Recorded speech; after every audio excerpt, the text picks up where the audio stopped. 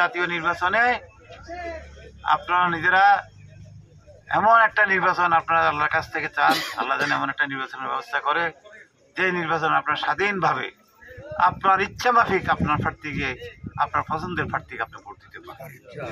আপনার ভোট যেন কেউ না দেয়, আপনার ভোট কেন যেন কেউ দখল না করে।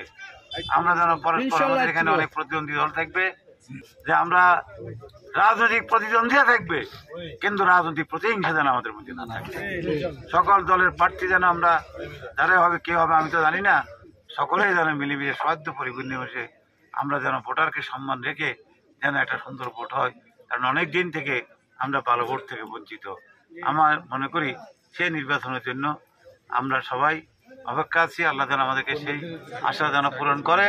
আমাদের দলের কোনো লোক যদি আপনাদের এলাকার আইন শৃঙ্খলার জন্য, মানুষের শান্তির জন্য যদি বিঘ্ন ঘটায় বা যদি কোনো রকম খারাপ আচরণ করে, আমি বলবো আজকের জুমার দিনে গতকাল পর্যন্ত আমরা সহ্য করলাম, আগামীকাল থেকে যদি কেউ কিছু করে আমাকে জানাবেন, আমরা এর যথোপযুক্ত ব্যবস্থা নেব। কারণ আমরা অশান্তির জন্য রাজনীতি করি না, রাজনীতি করি শান্তির জন্য।